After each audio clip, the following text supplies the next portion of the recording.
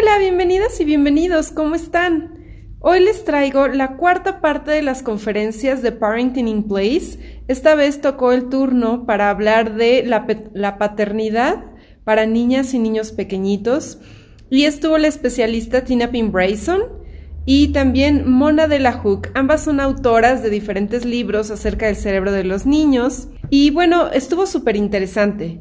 Primero comenzó explicando que a pesar de que ya tenemos tanta información del cerebro, la mayoría de la gente lo sabe, pero en la realidad seguimos practicando cosas que son más punitivas que formativas. Es decir, hay un mal comportamiento y vemos solamente la punta del iceberg. Entonces nos invitan, sobre todo Mona, a que veamos lo que hay detrás del comportamiento, qué hay detrás de esa punta del iceberg.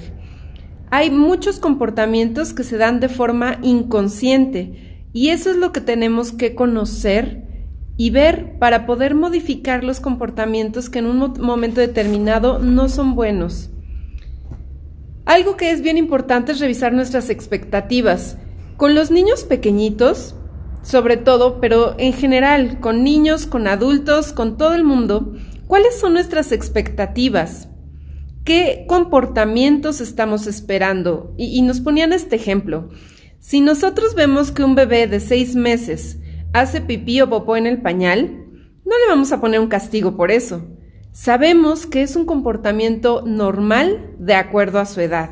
Bueno, pues de la misma forma, si tú ves que un toddler, que una personita de 1 año y medio, 2 años, 3 años está haciendo un berrinche, no debería de recibir esa personita un castigo por su comportamiento porque es un comportamiento absolutamente normal y esperado. Inclusive nos hacían hincapié en el hecho de que si esa personita no presenta un berrinche a esa edad, pues esto nos indica que puede haber una falta de desarrollo o de madurez en su sistema nervioso. Lo normal es que se frustre. La mayoría de estos comportamientos negativos o que no funcionan para nosotros en nuestra vida cotidiana se dan de manera inconsciente. Esto es importante saberlo porque eso quiere decir que no son intencionales, no lo hacen a propósito, no nos están tomando la medida. Lo que está pasando es que son comportamientos inconscientes.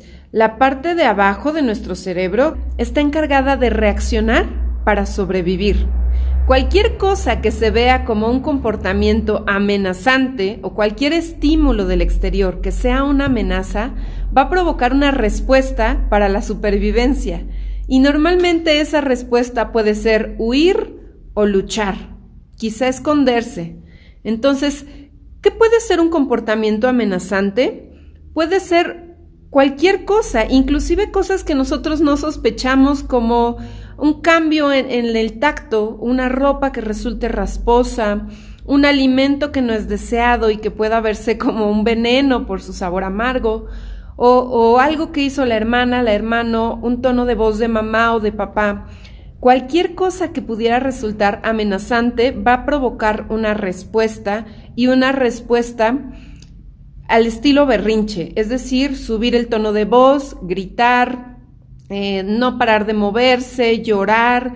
Todas estas son respuestas del cerebro de la parte de abajo. La parte del cerebro de arriba, todo esto es la corteza cerebral, pero aquí atrás de la frente hay una parte que es el córtex prefrontal, que seguramente también ya lo has escuchado, y esa parte es la que nos ayuda a hacer una pausa antes de actuar, a pensar nuestra respuesta, a regular nuestras emociones, a considerar las consecuencias de nuestros actos.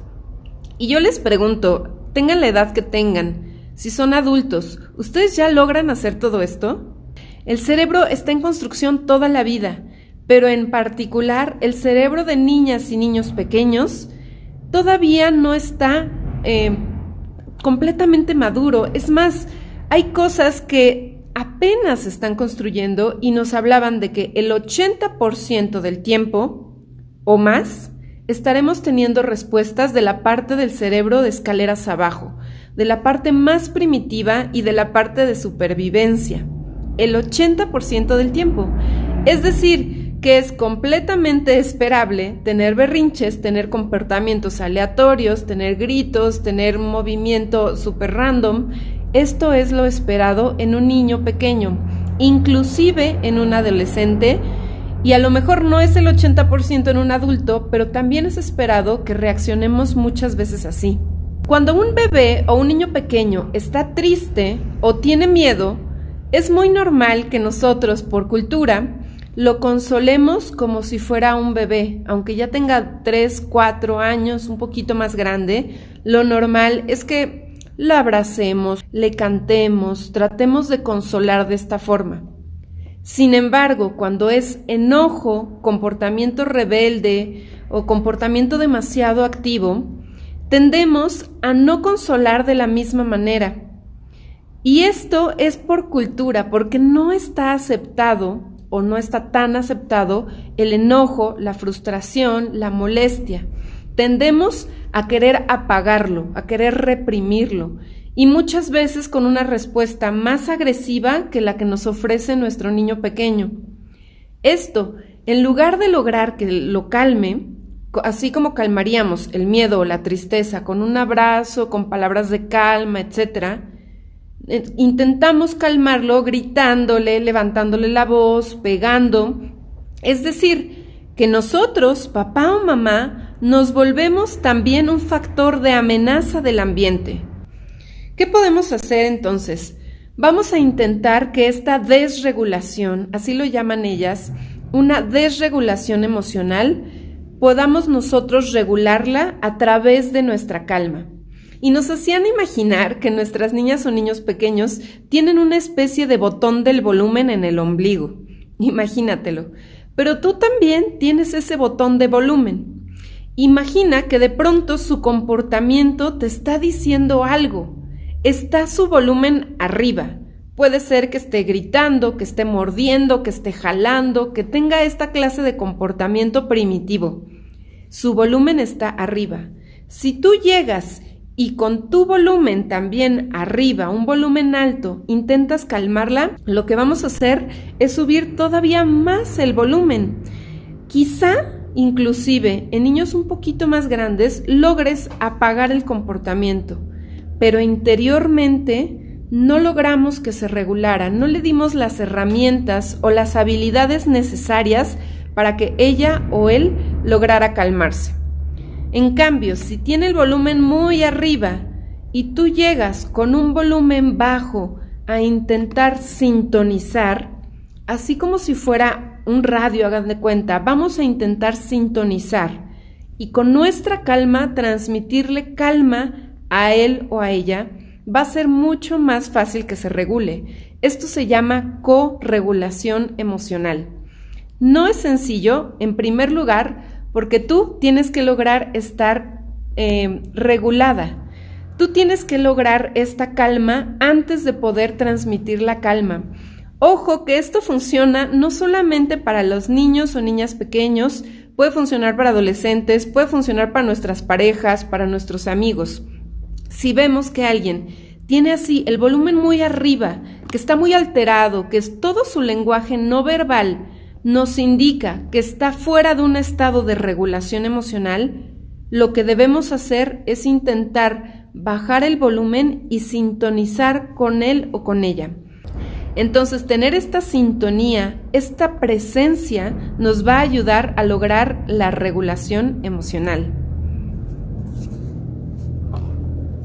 Algo que nos decían y que es importante es la comunicación. Los comportamientos nos están comunicando algo. Sobre todo cuando hay un comportamiento que se repite y que es constante, nosotros podemos hacer una pausa y antes de reaccionar, sí, nosotros lograr hacer la pausa gracias a este córtex prefrontal, decir, ¿qué me está queriendo comunicar este comportamiento? ¿Cuál es la habilidad que le falta?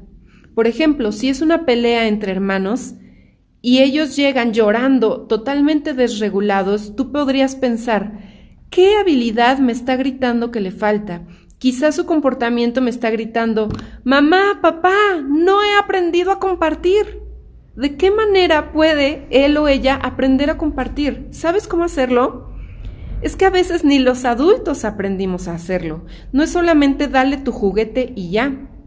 Esta capacidad, por ejemplo, de respetar turnos, de aprender que hay turnos, es algo que se desarrolla, es algo que se puede aprender y que nosotros adultos podemos enseñar en el momento adecuado. No enseñar con largos discursos, no enseñar solo con bla, bla, bla, sino saber de qué manera transmitir el mensaje, pero primero lograr la regulación emocional de la que les hablaba. Algo que nos dicen entonces es que persigamos el porqué de los comportamientos. Algo importante para lograr la regulación emocional y la reconexión, porque por supuesto no somos perfectas y no somos perfectos. La mayor parte del tiempo la vamos a regar. Entonces, cuando nos equivoquemos, cuando la reguemos, lo que vamos a hacer es reparar y reconectar. ¿De qué forma reparar? Sí se vale enseñar, inclusive lo vas a modelar como un comportamiento modelo. Reparar y reconectar, involucrarnos como que somos humanos, que también nos equivocamos, les va a enseñar a que el momento en el que ellas o ellos se equivoquen, también pueden reparar, reconocer sus errores, pensar en alternativas. Este comportamiento modelo puede ayudar a sobrellevar las dificultades del día a día y reconocernos como humanos que nos equivocamos un montón. Y bueno, por último nos decía que algo importante es que tengamos momentos de alegría compartida. Si nosotros logramos por lo menos una vez al día estar presentes y compartir un momento de alegría con nuestras pequeñas o nuestros pequeños, ya iremos de gane.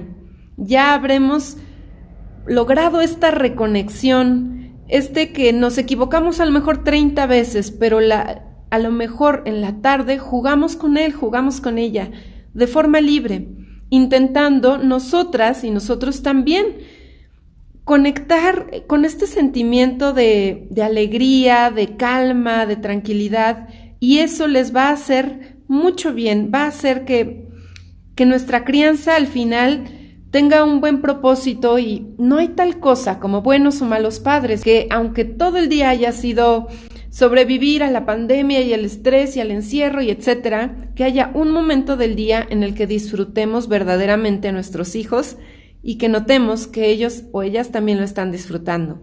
Muchísimas gracias y hasta la vista.